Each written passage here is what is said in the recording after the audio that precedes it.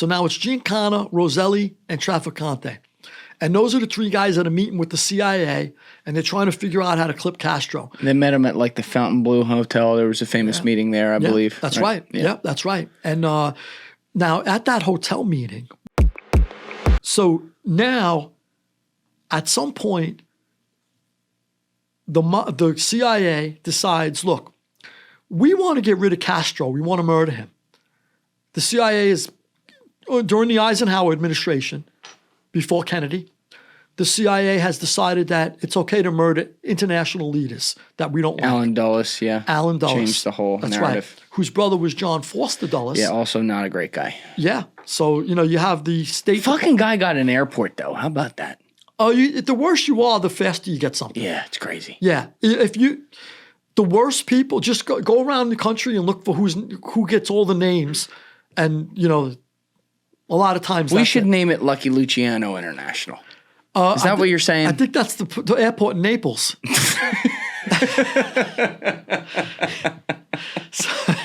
so anyway. But you were saying with Cuba, so the CIA decides they can whack leaders they don't like. Right. So now it's the Kennedy. Dulles he's planning for when Castro got in, all of the Cuban exiles who left and landed in Miami, 200,000 of them. Yep. They come here and they want their country back. They want their homeland back. And a small number of them, very few of those are military trained. Most of them weren't. But they're going to train to take back the country, to take back the island. The Cuban revolutionaries, if you will. Exactly. And they're being trained by CIA handlers. And now this is happening, I believe, like a lot of this is in Florida and Louisiana. Correct. Those are the two. And this is odd because nobody ever makes the connection. Why those two places? They're underwritten by two people for the most part. Trafficante and Marcello. Exactly. And that's where all the camps are, the majority of them. And why are those the two places where that's everywhere. And they also have a big training camp in Guatemala, but eventually the Guatemalan president says, look, you got to get them out of here. One way or the other, they need to get out of here soon because there was a lot of press that they were training there. And there was political reasons the Guatemalan president wanted them out as soon as possible. And they were forced to push up, not push up, but go ahead with the Bay of Pigs, which is the Bahina Cochinas. Bay of Pigs is what the beach was called. And they were going to hit this beach, and through their CIA handlers, they were trained to go in, and the CIA handlers promised them, look. They would have air cover, right? You're going to have air cover, and we'll back you if you need us. We got the whole Navy off the coast. We'll back you with air cover, and we could lob, bombs in from the water. We could even send in troops. Whatever we're going to do to help you, we'll be there. And also, too, they were going to link up with another revolutionary force inland a little after they get through the Zapata swamps, and then march toward Havana. At the same time, the mob was supposed to clip Castro. And how they were going to do it was the CIA approached first Johnny Roselli. Yeah, stay with the mic, I'm saying. When I do this, that means stay with the mic. You're good. I'm sorry. So they approached Johnny Roselli. And tell people who Johnny Roselli is who didn't see episode 236. Okay, Johnny Roselli he's a real, how do you describe him? He likes the limelight. He enjoys himself with women and wine, has a ball. He originally flees Boston, and he ends up in Chicago. He gets in with the Capone mob. Then the Chicago outfit sends him to Los Angeles to work with Jack Dragna and his crew because he becomes like a Hollywood guy. And Jack Dragna was just like there were smaller Borgatas that sort of answered to New York. Yeah. This is the Los Angeles Borgata sort of answered to Chicago. If New York pushed up on the Los Angeles Borgata, they'd go to Chicago and say, look, get them off our backs. So Roselli's there kind of running the show with Dragna. And then at some point they redirect him to Vegas as they get more and more of a bigger footprint in Vegas. So Johnny Roselli's kind of in with Hollywood directors and producers, make sure they have labor peace. The skim and everything involved in Las Vegas, he makes sure that it's going to the right pockets. It's being directed into the right pockets. Roselli does. So they approach Roselli, and they tell Roselli, look, we want to kill Castro. We know all you guys lost your casinos in Havana. You guys want to kill him too, right? And he says, I do. So they goes, well, how do we get this done? And he says, well, I got to talk to my boss, Sam Giancana, who's the acting boss of Chicago. So Roselli brings in Giancana into the conspiracy, introduces him to the FBI. Then Giancana says, well, look, if we're running this out of Miami, because that's where all the Cuban exiles were, and that's where the CIA had a sprawling headquarters down in Miami. Mm-hmm. If we're running it out of Miami, then we got to bring in Santo Trafficante too. So now Santo's brought into the picture. So now it's Giancana, Roselli, and Trafficante. And those are the three guys that are meeting with the CIA, and they're trying to figure out how to clip Castro. They met him at like the Fontainebleau Hotel. There was a famous meeting there, I believe. That's right. Yeah, that's right. And now at that hotel meeting, which is, I'm glad you brought it up, because Trafficante was like, Roselli did a lot of talking, Giancana did a lot of talking, and the CIA agents did a lot of talking. But Trafficante was really, really quiet. He listened, and he never really said too much. And don't forget, he's also the Spanish interpreter when they got to talk to the exiles, the ones who don't speak English, because he spoke fluent Spanish, Trafficante, and Italian. So he's very quiet. And I connected that later on. There's allegations that Trafficante was working close with Castro for many, many years after Castro took power. Castro was double agent kind of deal. Kind of a double agent. So Trafficante really doesn't want to kill Castro because he's making like how many millions a month trafficking drugs that Castro's sending in to Miami to boost up his revolutionary economy that really hasn't picked up speed yet.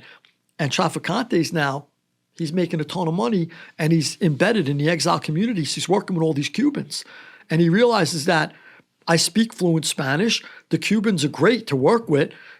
Half his borgata is like, you know, he's got his own borgata, and then probably double the size of that is the Cubans he's working with. And he's doing development deals with them. Don't forget the Cuban exile community, unlike the Southern Italian immigrant wave that was like when my grandparents came. They were the poorest of the poor in Italy that got on a ship and landed here. The Cuban immigrant wave, you had laborers, you had doctors, you had teachers, you had lawyers, you had everything. Yeah, they were all wiped away in one night. A lot of these people were geniuses. You know, they're well educated.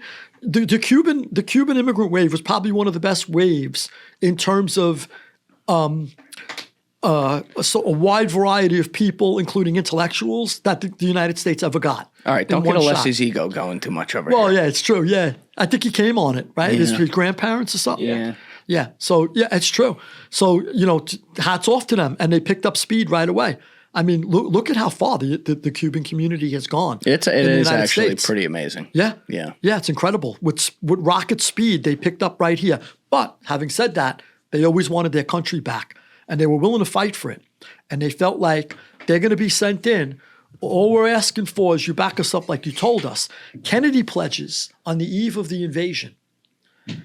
He says, no, the United States, he publicly says, will not be involved in any type of forceful take back of Cuba.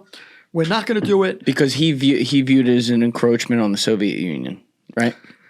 Yes. He viewed it as an encroachment on the rights of a small nation / I don't want to mess with the Soviets. Right. And if I mess with the Soviets, they might flex their muscle in East Berlin. They might fool around in Southeast Asia. I got other places I got to worry about what Premier Nikita Khrushchev of the Soviet Union will do to me if I do that. So he's got the international chessboard on his mind, just as you said. Mm-hmm. So he kind of makes this pledge, but the CIA goes, don't listen to him. They tell the exiles. Push comes to shove, we'll twist his arm. You're going in. Yeah. They figured, look, you know what? We're going to sit him down. You can't leave these guys. And we have good evidence. I just want to make sure here because it'll come up in a couple minutes.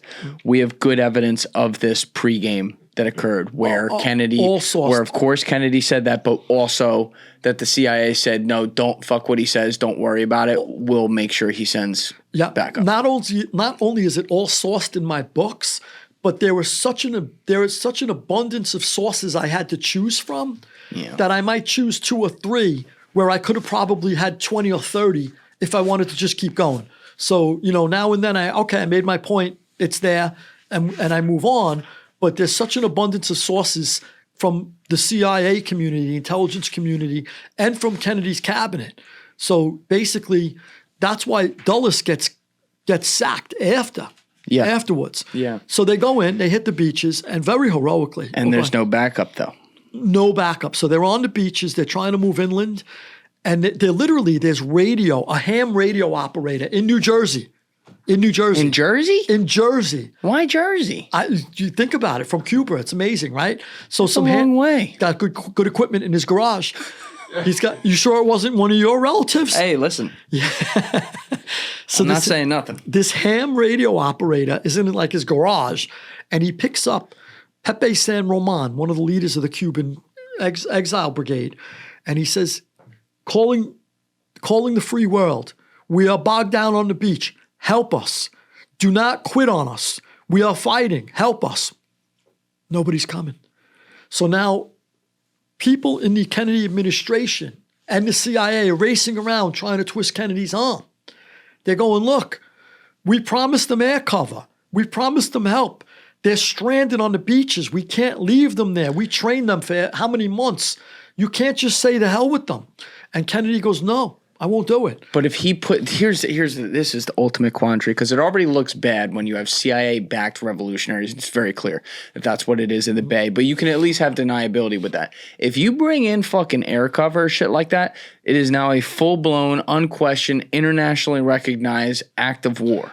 Yes and no. So I'm going to say the defenders of Kennedy's decision say exactly that. And they say, well, Kennedy had every reason to step away because you can't cross that line in the sand.